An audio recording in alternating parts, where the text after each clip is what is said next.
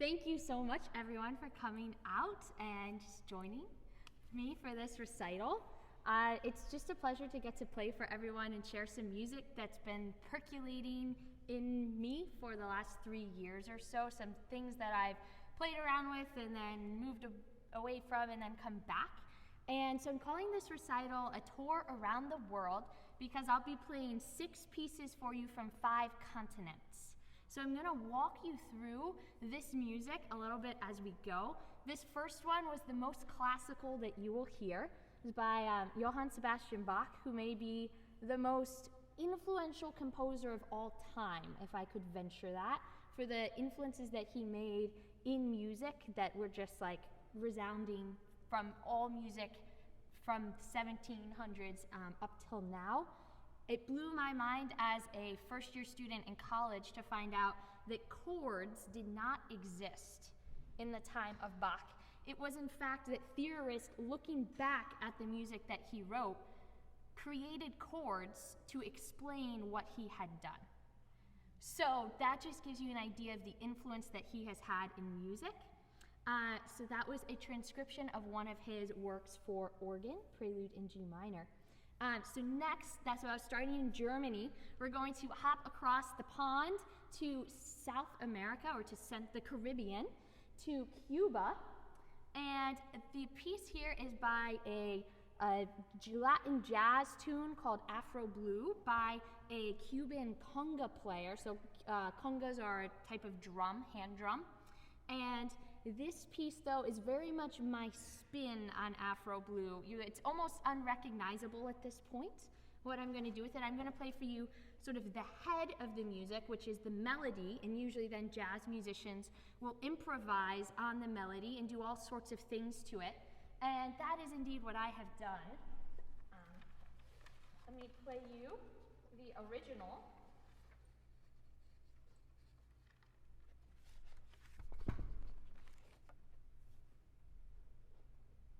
So here's the little melody that you'll hear in the piece.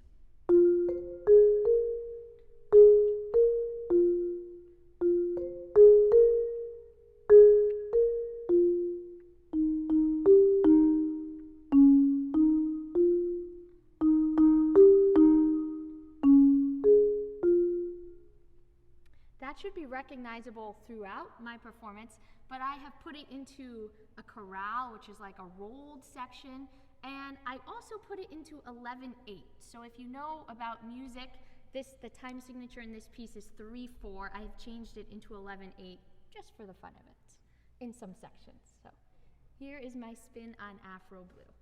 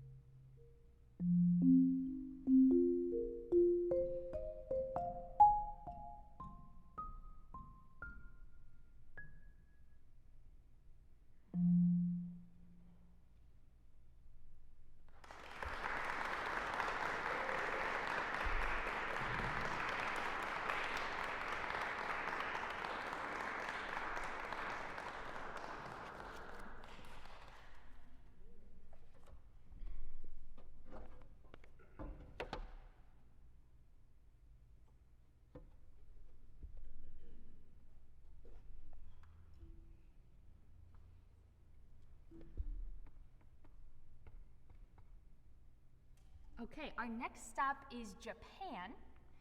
A piece composed by sort of the mother of modern marimba, so to speak.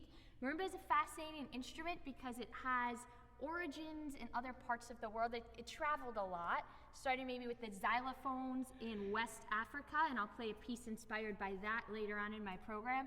Came over with the slave trade to the Central South Americas, and then in the early 1900s, the sort of version of the marimba that you see here was brought up by a group of Mexican marimba players, the Hurtado brothers. So from here, it also traveled to Japan, and there is a lady there, Keiko Abe, who is one of the first people to make marimba a solo instrument. And her repertoire is just filled with incredible energy. She is such an intense performer. And this piece by her called Prism is just a lot of fun, and it's all about the energy and what you, not so much the exactness of the rhythms, but the expression and the contrasts in the different sections. So this is by far the flashiest piece that I will play, and I hope you'll enjoy Prism by Keiko Abe.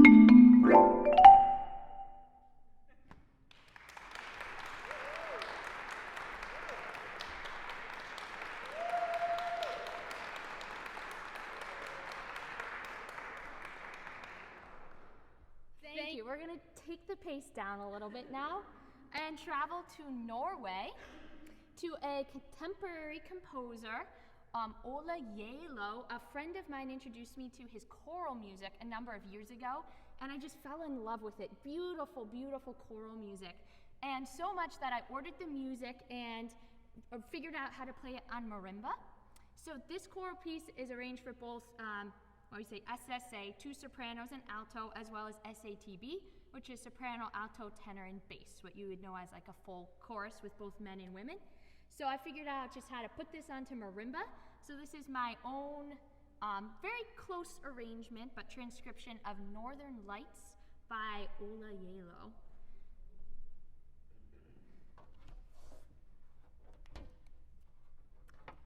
Another note is actually the text that the singers would be singing is from the Song of Solomon in the Bible. They sing in Latin, so you don't understand what they're saying anyway, but it does come, it's a translation from a point in Song of Solomon where it's talking about beauty.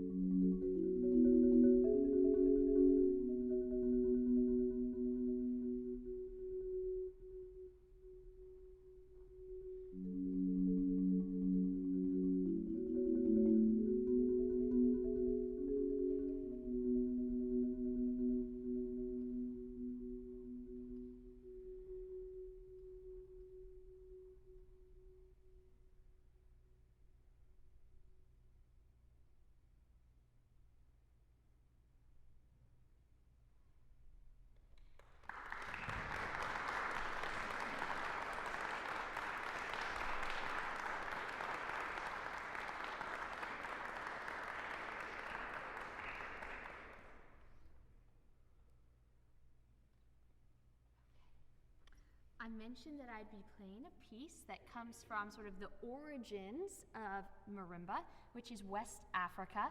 This next piece is originally for Gili, which is the traditional xylophone in Ghana. So I have a picture of a Gili up on the screen. You can see they lie on the ground. The resonators, which right here I have resonators made out of metal, they help to amplify the sound of my marimba. In Ghana, the Gili resonators are made out of dried gourds that have been hollowed out. And then wood, they have, the instruments are pitched differently than this one. This one is pitched just like a piano. I have the black keys and the white keys. So anyone who understands piano can really kind of pick up mallets and figure out what's going on a mallet percussion instrument. This, you can see there are no black keys. There's just the single row. And it's pitched differently than this, so there are not 12 notes in an octave. There are fewer, and altogether there are only 14 bars on a Gili. This next piece that I'm going to play is a transcription. That means someone took the Gili music and they figured out how to play it on this instrument, just the way that I transcribed the choral piece to play on marimba as well. So if it's good music, we like to steal it, basically, so that we can play it too. And that's for all musicians. We like to steal good music and play it ourselves. This song, I think, is interesting because it only uses 4 pitches on my marimba. Uses A, C sharp, D, and E, and all the octaves, but only those 4 notes. And traditionally, the Gili would only be played with 2 mallets, so that's what I'm going to do. And it's sort of a conversation between the hands. There's this, what we call an ostinato, which is a repeating pattern, a repeating rhythmic pattern that's going to be happening the entire piece in my left hand. And at the same time, there's going to be these other melodies that go on top with my right hand to sort of create a conversation. And initially when learning this piece, I was like having trouble getting the music out of it. Like, what is this piece about? Until I was actually, as a teacher, I was reading about African music and came across this thought that African music isn't, the aesthetics of it are different than the aesthetics of, say, European classical music that I've been trained in. So it's more about just it's a lot of repetition, and it's about like this trance-like state. So you're hearing sort of the same thing, these little variations the whole time, but rather than getting bored, there's sort of an invitation to just sit in the repetition and in how it's sort of mesmerizing these patterns that are repeating. So I invite you to listen maybe a little bit differently. There's not a lot of dynamic, that means volume, contrast in this song. It's mostly all one volume. It's all stays steady. There's a lot of rhythmic intricacy, but I'm doing the same thing in my left hand the whole time, but it's about something different. So this is Ganda Yina, and it is conceived by one of the most famous Ghanaian Gili players, Kakraba Lobi, and then transcribed by a percussionist who is still living, Valerie Naranaho.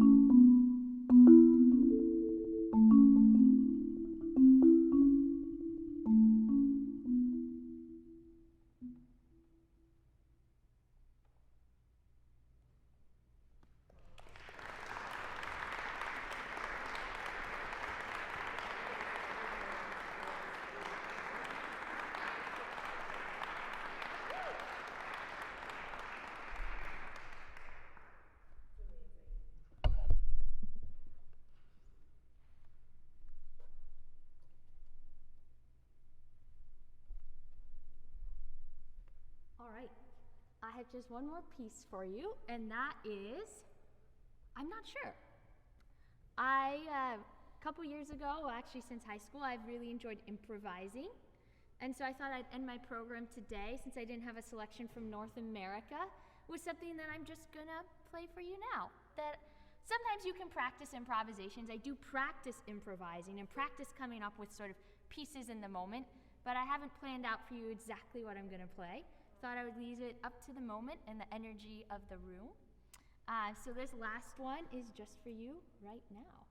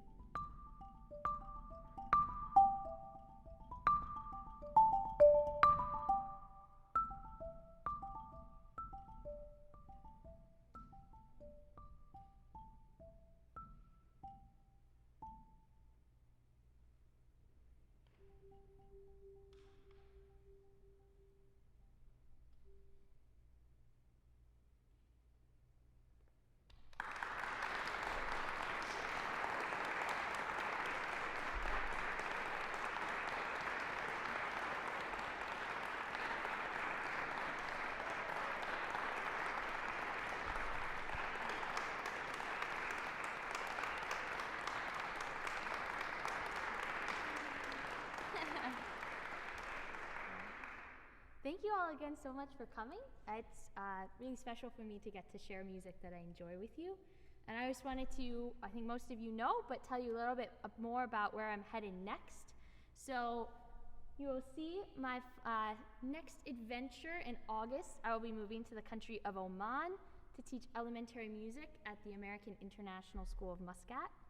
And so you can see where it is on the world map. I don't know a ton about the music there yet, so I'm really excited to find out more about the traditional music in Oman, which will be some Arabic influence, but also influences from all over the world because their population is 40% expats or foreigners who are living there. So there's really going to be an incredible blend of things happening there, and my students will be from over 50 countries, so they'll be teaching me a lot as well. So that's it. So thank you again for joining me.